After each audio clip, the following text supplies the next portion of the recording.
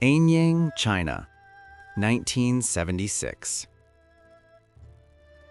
A team of Chinese archaeologists is excavating a construction site in Henan province, not far from what historians have long identified as the ancient capital of the Shang Dynasty.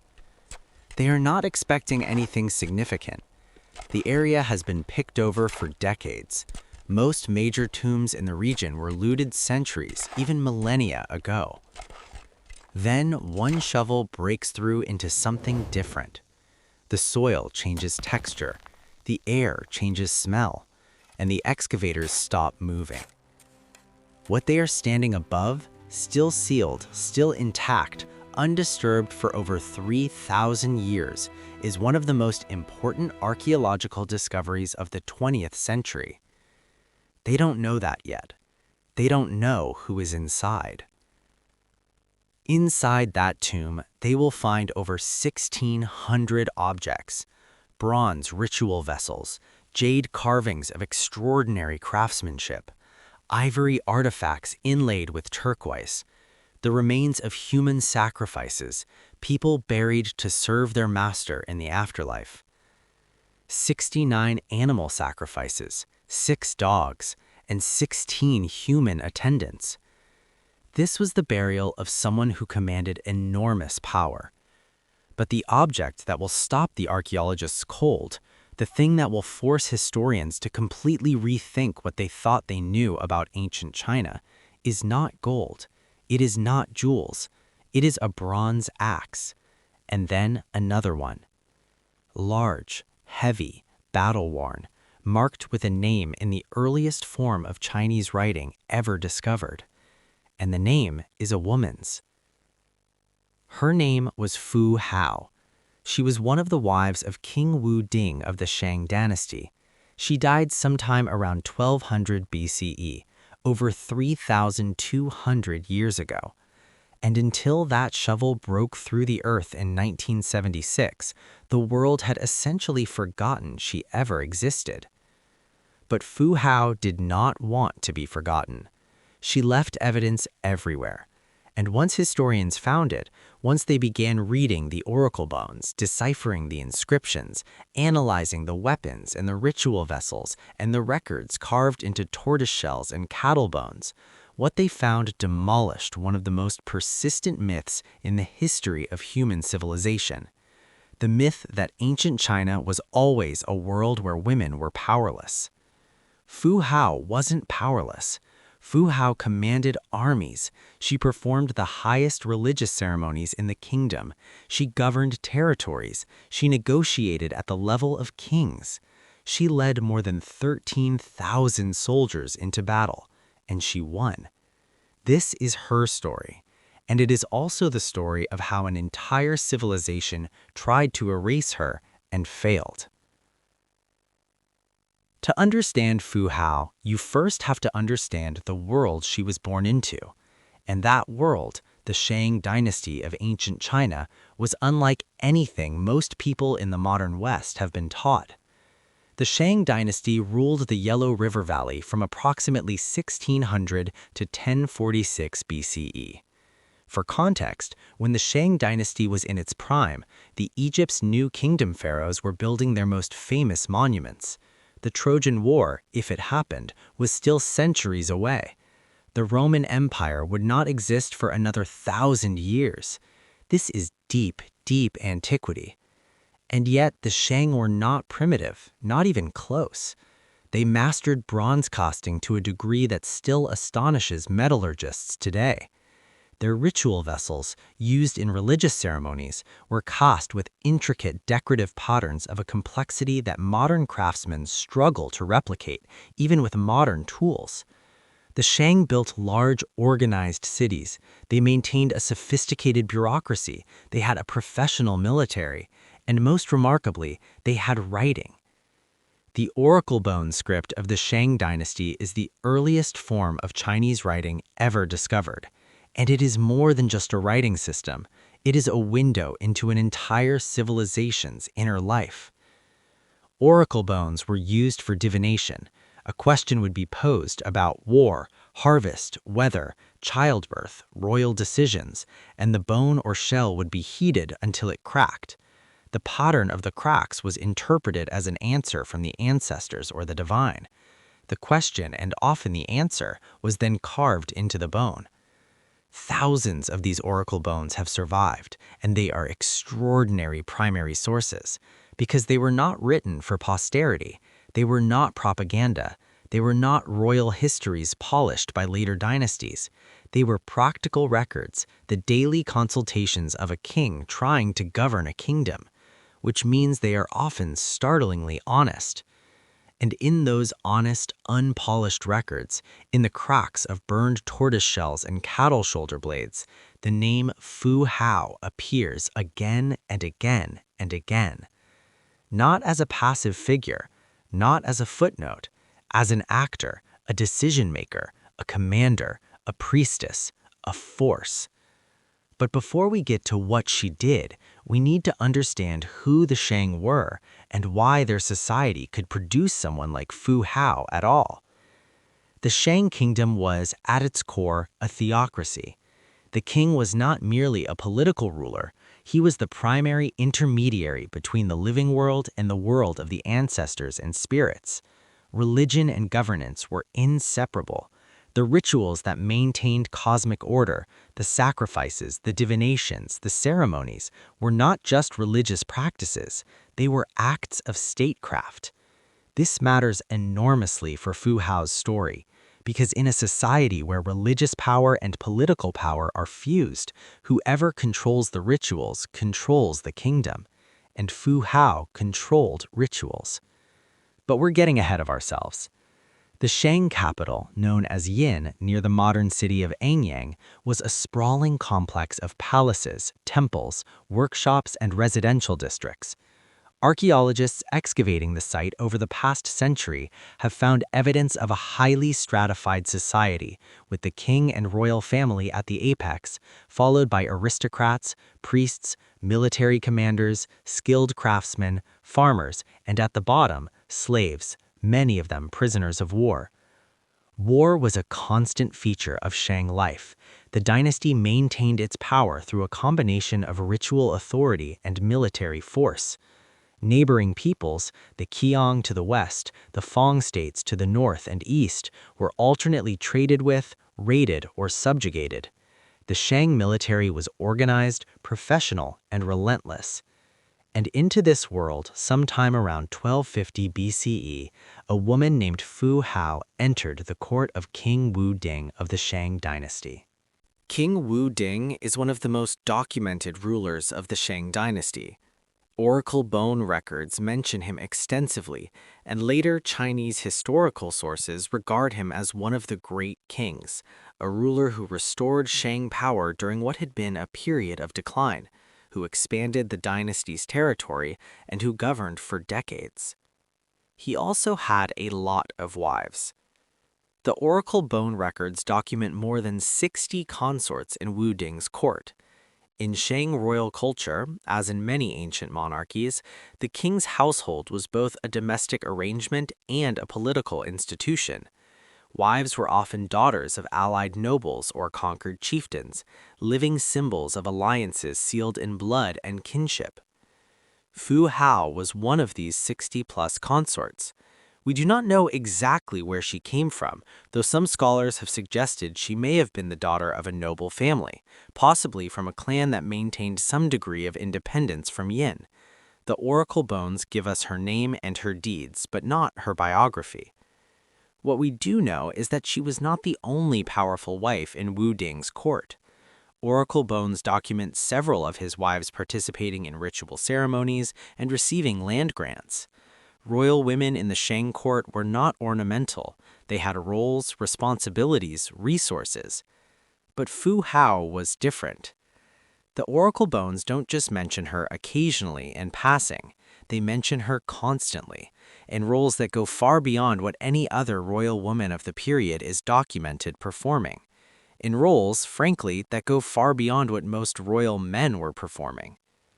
There are oracle bone records of Wu Ding consulting the spirits specifically about Fu Hao's health.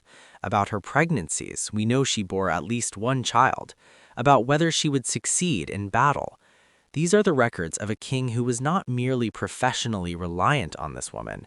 These are the records of a king who was deeply, personally invested in her fate. At some level, beneath all the bronze and ritual and military strategy, there is a human story here. A king with 60 wives who trusted one of them above all others, who gave her land, armies, religious authority, and political responsibility that no one else in his court commanded. Why? The oracle bones don't answer that question directly, but the evidence they provide, the accumulated record of what Fu Hao did year after year in service to her king and her kingdom, suggests that the answer is simple. She was, by any measure, extraordinary. Let's talk about war. The Shang Dynasty was not a peaceful empire. It was an aggressive, expansionist state that maintained its power through constant military activity.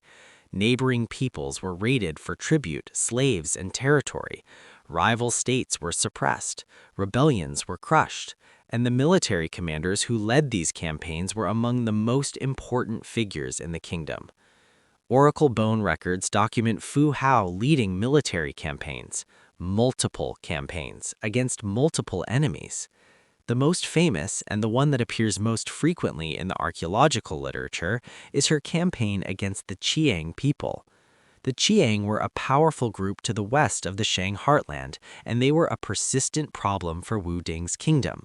Multiple oracle bones record consultations about campaigns against the Qiang, and multiple bones record Fu Hao's direct involvement in these campaigns. One oracle bone inscription records Fu Hao leading an army of 13,000 soldiers. Let that number settle for a moment. 13,000 soldiers in 1200 BCE under the command of a woman. For comparison, the armies that fought at the Battle of Marathon in 490 BCE, one of the most famous battles in Western history, celebrated as a turning point in the conflict between Greece and Persia, numbered somewhere between 10 and 15,000 men on the Greek side. Fu Hao was commanding forces comparable to the armies of the ancient world's most storied conflicts, centuries earlier. And she was not just present for these campaigns in some ceremonial capacity. The oracle bones record her as the commander, the decision-maker, the general. She also led campaigns against the Tufang, a group to the north, against the Bafang, against other rival states whose names are preserved in the oracle bones. Some of these campaigns are recorded as requests for divination before battle, Wu Ding consulting the ancestors about whether Fu Hao's campaign would succeed. Others are recorded as after-the-fact reports of victory. The victories are consistent. Wherever the oracle bone record is detailed enough to tell us the outcome, Fu Hao wins. Now let's talk about the weapons. Among the 1,600 objects found in Fu Hao's tomb, there were weapons. Real weapons, not ceremonial reproductions, actual battle implements, bronze axes, spearheads, knives. These were not decorative objects commissioned for burial. Analysis of the bronze axes in particular shows evidence of wear consistent with actual use. And crucially, the axes bear her name. They are marked with the character Fu Hao in the oracle bone script. These are her weapons. Weapons she used in life, weapons buried with her at death because they were inseparable from her identity. In ancient warfare and in many warrior cultures throughout history, there's a concept of a weapon as an extension of the self. A blade that has drawn blood, an axe that has ended enemies, carries something of its wielder. When Fu Hao was buried, whoever prepared her tomb understood that these weapons were part of who she was. They could not be left behind. The Shang military was structured around infantry, archers, and increasingly in the later Shang period, war chariots. Chariots were the heavy armor of the Bronze Age world, fast, devastating, and expensive.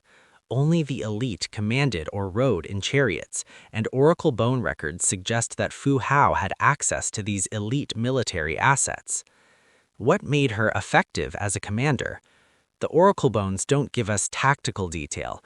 We don't have accounts of her battle strategy the way we have accounts of, say, Julius Caesar's Gallic campaigns, but we can infer several things.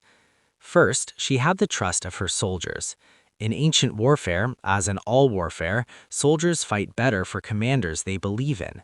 A general who has been given 13,000 men by the king himself, who has been publicly backed by the religious authority of the oracle ritual, who has led successful campaigns before, that general commands loyalty. Second, she understood the dual nature of Shang power. Military success and ritual authority were not separate in the Shang worldview. A general who could also perform the proper sacrifices before battle, who could directly intercede on behalf of her troops, was more powerful than a general who could only fight. Fu Hao was both. We'll come back to this.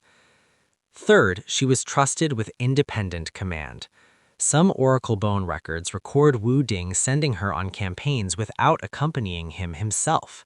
He gave her the army and trusted her to use it. In a period when the king himself was expected to personally lead major military actions, this level of delegated authority was remarkable. One oracle bone record that researchers find most striking reads, in essence, as Wu Ding asking the spirits whether he should send Fu Hao to lead the attack against a particular enemy, not whether a campaign should happen, but whether Fu Hao should lead it. The king was choosing between commanders, and she was the option being seriously considered. She was, in the truest sense, his most trusted general. Here is something that most people in the modern world find disorienting about ancient societies. The higher up you were in the hierarchy, the more religious work you were expected to do. We tend to imagine that power is about delegation. The more powerful you are, the less you personally have to do. But in the Shang Dynasty, and in many ancient civilizations, it was the opposite. The king performed more rituals than anyone. The highest-ranking aristocrats conducted the most demanding ceremonies. And the reason was simple. Only people of sufficient spiritual standing could intercede effectively with the ancestors. Fu Hao had that standing. Oracle bone records document her conducting major sacrificial ceremonies, rituals that were among the most important acts of Shang statecraft. These were not minor household offerings. These were state ceremonies involving the sacrifice of animals and sometimes people, the burning of oracle bones, and the formal communication with royal ancestors on behalf of the entire kingdom. The significance of this cannot be overstated. In the Shang worldview, the ancestors were not merely honored dead, they were active participants in the governance of the kingdom. They had power, they had opinions, and they communicated. Through the cracks in heated bones, through dreams, through the success or failure of campaigns and harvests. The person who managed that relationship was managing the kingdom's most powerful stakeholders. Fu Hao managed that relationship. She was also, according to some oracle bone records, involved in performing divinations on behalf of the king, interpreting the cracks, delivering the ancestors' messages. This was not a task given to people of uncertain standing. This was a task given to people the king trusted absolutely. Think about what this means in practice. When Wu Ding needed to make a major decision, whether to go to war, whether a particular campaign would succeed, whether a particular harvest would be good, he might turn to Fu Hao. She would perform the ritual, she would interpret the result, and her interpretation would shape policy. That is not a marginal role. That is not a ceremonial role. That is a role of extraordinary practical power. And it explains something that might otherwise seem puzzling. Why does one of 60+ wives have such a different relationship with the king than all the others? The answer is that Fu Hao occupied multiple roles simultaneously, military, religious, and administrative, in a way that made her functionally irreplaceable. She was not just a wife, she was a cornerstone of how Wu Ding governed. The bronze vessels found in Fu Hao's tomb reinforce this picture. There are over 200 bronze ritual vessels in her burial, more than many kings received. These vessels were used in exactly the kinds of ceremonies she is documented performing in life. They were tools of her trade. In their quality, the intricacy of their casting, the sophistication of their design, reflects the status of their owner. Someone had those vessels made for Fu Hao. Someone commissioned them at great expense from the kingdom's finest craftsmen for her specific use. That someone was almost certainly King Wu Ding, and he did it because Fu Hao's ritual work was not incidental, it was essential. Military command, religious authority, and one more pillar, land. Oracle bone records indicate that Fu Hao was granted her own territory, her own fief to govern. This was not a purely honorific arrangement. It meant she had administrative authority over a population, over agricultural output, over local governance. She collected tribute, she managed resources, she had, in modern terms, a power base. This is important for understanding the full scope of what she was. In ancient states, as in many modern ones, political power is not just about formal titles. It is about what you control, who owes you loyalty, what resources you can call on independently. Fu Hao had all three. Her own territory meant that her power was not purely derivative of Wu Ding's favor. She had independent standing, a base from which she could operate, from which she could fund military activities, from which she could build the kind of local loyalty that makes great commanders great.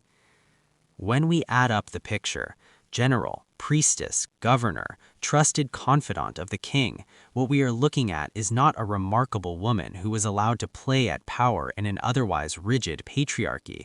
What we are looking at is a system that, at its apex, recognized and deployed competence regardless of gender. Fu Hao rose to the top of that system because she was the best at multiple of its most important functions simultaneously. She was not exceptional because she was a woman who wielded power. She was exceptional because of the scope of that power, a scope that would have been extraordinary for a man. We do not know exactly how Fu Hao died. The oracle bones do not give us a cause of death. Given the nature of her life, the campaigns, the exposure, the physical demands of Bronze Age military leadership, it may well have been violence or illness contracted in the field, or simply the accumulated toll of an extraordinarily active life. What we do know is that she died before Wu Ding. The king outlived her, and the oracle bones record something remarkable in the aftermath of her death. Wu Ding continued to consult the oracle bones about Fu Hao after she was dead. He asked the spirits whether she was at peace. He asked whether she was causing harm or bringing blessings. He asked whether rituals performed in her honor had been accepted by her spirit. These are not the records of a man fulfilling a bureaucratic religious obligation. These are the records of a man who missed her, who was not sure, without her, how to navigate the world she had helped him govern. And he honored her in death as he had honored her in life. The tomb he commissioned for her was extraordinary. It was cut beneath the floor of what had been her residence, beneath the place where she had lived and worked. It was not placed in the royal necropolis with the main royal tombs. It was personal, intimate in the way that the arrangements of power can sometimes be intimate. The 1,600 objects placed with her in that tomb represent an enormous expenditure of resources. Bronze of that quality was not produced cheaply. The jade carvings, some of them depicting animals, some of them figurines, some of them ritual objects, required extraordinary skill and labor. The ivory pieces, the carved bone hairpins, the bronze weapons bearing her name. And the sacrifices. 16 people buried with her to serve her in the afterlife, 6 dogs, multiple other animals. In the Shang worldview, these were not acts of cruelty, they were acts of respect. You were buried with what you needed for the next world. You were buried with what reflected your status in this one. Fu Hao was buried like a king, because in many ways she had governed like a king. Fu Hao was buried in approximately 1200 BCE. Her tomb was sealed, the soil covered it. The city of In continued for another century and a half before the Zhou dynasty overthrew the Shang around 1046 BCE, and then began one of the longest, most thorough acts of historical erasure in human history. It was not deliberate. No one sat down and decided to erase Fu Hao specifically. What happened was larger and slower than that. It was the transformation of an entire civilization's values. The Zhou dynasty that replaced the Shang maintained elements of Shang culture, the writing system, many of the ritual practices, the basic structure of Bronze Age Chinese civilization. But the Zhou also introduced new philosophical frameworks that, over the following centuries, would reshape what Chinese society believed about gender, hierarchy, and the proper ordering of the world.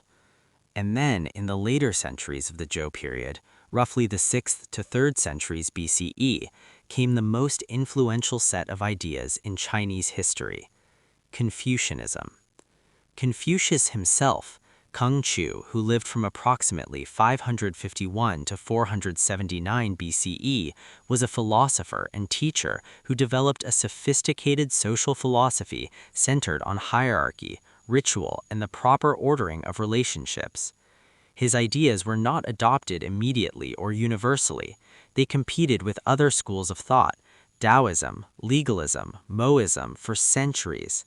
But by the Han Dynasty, established in 206 BCE and lasting to 220 CE, Confucianism had become the dominant ideology of the Chinese imperial state. And Confucian gender norms had very specific things to say about women. Women, in the Confucian framework, were defined by their relationships to men. A daughter obeys her father, a wife obeys her husband, a widow obeys her son. The proper role of a woman was domestic, managing the household, bearing and raising children, maintaining the moral atmosphere of the home. The idea of a woman leading armies or conducting ritual ceremonies was not merely unusual in this framework, it was a violation of the natural order. This was not a marginal view. This was state ideology, backed by the full weight of the imperial examination system, the bureaucratic structure, and the educational apparatus of one of the most powerful empires in human history. For over 2,000 years, from the Han to Tang, Song, Ming, and Qing dynasties, Confucian gender norms shaped how Chinese society understood women. And in that framework, there was simply no category for Fu Hao. She was not erased from the records exactly. The oracle bones were buried under the earth, not deliberately destroyed, but she was forgotten, which is a different kind of erasure. Without anyone to read the oracle bone script, which fell out of use with the Shang Dynasty, her story had nowhere to live. The later historical texts that preserved some memory of the Shang period did not mention her. She did not fit the story those texts were trying to tell. And so she waited 3,000 years in the dark, until 1976. We return to Anyang, 1976. The excavation that found Fu Hao's tomb was led by archaeologist Zhang Zhang of the Institute of Archaeology of the Chinese Academy of Social Sciences. She was part of a generation of Chinese archaeologists who had been trained in the decades following the establishment of the People's Republic and who were conducting systematic, scientific excavation of the Shang Dynasty sites near Anyang. Note, with whatever significance you choose to assign it, that the archaeologist who led the excavation of Fu Hao's tomb was also a woman. The excavation proceeded carefully. The shaft was roughly 5 meters long, about 4 meters wide, and about 8 meters deep, not enormous by the standards of royal Shang tombs, which is part of why it had escaped the notice of looters over the millennia. The largest royal Shang tombs at Anyang are vast, cruciform structures, clearly visible and targeted for looting almost as soon as they were sealed. Fu Hao's tomb was smaller and positioned beneath her residence rather than in the main necropolis. As the excavation team worked down through the layers of fill, they began to encounter the objects. The bronzes first, heavy, green with patina, instantly recognizable as high-quality Shang work. Then jade, then bone, layer after layer of the most extraordinary Bronze Age assemblage found in China in the 20th century. And the inscriptions. Many of the bronze vessels in the tomb bear inscriptions identifying their owner. The inscriptions use the character Fu Hao, a name that Chinese scholars recognized immediately, because by 1976, decades of work on the oracle bone corpus had made Fu Hao's name familiar to specialists in Shang Dynasty history. They had read about her in the oracle bones. They knew she had been a real person, but they had never found her tomb. Until now. The realization that this perfectly preserved, unlooted tomb belonged to one of the most documented women in ancient Chinese history must have been extraordinary. Not just as an archaeological discovery, but as a confirmation. The oracle bones had been telling the truth. This woman, whose deeds they had been reading for decades in the dry language of divination records, had been real, had lived and fought and prayed and governed in this city, had been buried here with these weapons in this tomb.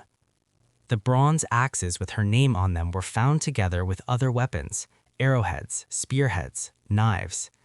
Analysis confirmed what the historical records had suggested. These were not ceremonial objects. They were tools of war, weapons made for use, used, and then buried with their owner. The excavation took months. The 1,600 objects were cataloged, studied, and preserved. The tomb became one of the most important Shang Dynasty finds in history, not just because of what it contained, but because of what it meant.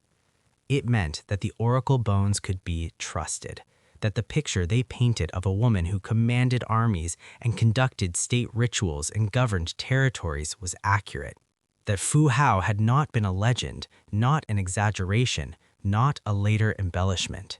She was real. And if she had been real, then the entire Confucian narrative about women in ancient China, the idea that the subordination of women was natural, ancient, and universal in Chinese civilization, was not just wrong, it was a lie. The discovery of Fu Hao's tomb sent ripples through Chinese archaeology, historiography, and cultural discourse that are still being felt today. The most immediate impact was scholarly. The tomb provided a fixed reference point, a confirmed identity that allowed researchers to re-examine the entire oracle bone corpus with new eyes. Every oracle bone that mentioned Fu Hao could now be understood in the context of a real, documented life. The military campaigns she led, the rituals she performed, the land she governed, all of it became more concrete, more meaningful, more usable as historical evidence. It also opened questions that scholars are still debating. Was Fu Hao unique, or was she one of several powerful women in the Shang court? The oracle bone suggests that some of Wu Ding's other wives also held significant roles, but none approaching Fu Hao's scope. Was the Shang dynasty genuinely more gender egalitarian than later Chinese dynasties, or did it simply have different kinds of gender stratification? What happened to women's power as Chinese civilization evolved from the Bronze Age through the Iron Age and into the imperial period? These are not questions with simple answers, but they are questions that only exist because Fu Hao's tomb was found. The broader cultural impact has been significant. In China today, Fu Hao is recognized as a national historical figure, one of the most famous women in ancient Chinese history. Her story is taught in schools. The artifacts from her tomb are on permanent display at the National Museum of China in Beijing and at the Anyang Institute of Archaeology. She has been the subject of films, novels, television dramas, and video games. There is something bittersweet about this recognition. It is genuine. Fu Hao's story is genuinely remarkable, and the cultural attention it has received is not unwarranted. But it also sits alongside the uncomfortable reality that for 2,000 years of Chinese civilization, the existence of women like Fu Hao was not just ignored, it was actively suppressed by an ideological framework that insisted women had never had and should never have significant public power. Fu Hao's rediscovery is not just a historical correction. It is a demonstration of something important about how history works and who controls it. History is not the past. History is the stories we choose to tell about the past, and those choices are never neutral. They reflect the values, anxieties, and power structures of the people doing the telling. The Confucian historians who compiled the canonical accounts of Chinese history were not lying exactly. They were telling the stories that made sense within their framework. They were selecting from the vast, undifferentiated mess of the past the narratives that reinforced what they believed about how the world should work. And what they believed was that women should be subordinate to men. So they told stories that confirmed that belief, and they left out the stories that contradicted it, until the earth gave one of those stories back. Fu Hao was not the last powerful woman in Chinese history. She was perhaps the first we can document with archaeological certainty, but she was not alone.